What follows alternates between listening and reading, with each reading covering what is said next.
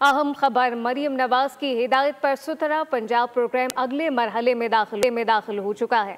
Landfill site जैसे माहौलियाती challenge को कौमी असासे में तब्दील किया जाएगा। वज़ीर बल्दियात की ज़ेर सदारत इजलास में वेस्ट रिसाइकलिंग पर गौर किया जाएगा। जानवरों की आलाइशों से तवानाई पैदा करने का मनसूबा बनाएंगे, जबकि आलाइशों से 1000 टन तवानाई पैदा की जा सकती है। और सूबाई वज़ीर की लाहौर या इस्लामाबाद में रोड शो मुनक्किद करने की हिदायत। लाहौर के नावा में रिसाइकलिंग पार्क बनाया जाएगा, ये वाज़ेह किया गया है। मरियम नवाज की हिदायत पर सुथरा पंजाब प्रोग्राम अगले मरहले में दाखिल हो चुका है। लैंडफिल साइट जैसे माहौलियाती चैलेंज को कौमी असासे में तब्दील किया जाएगा।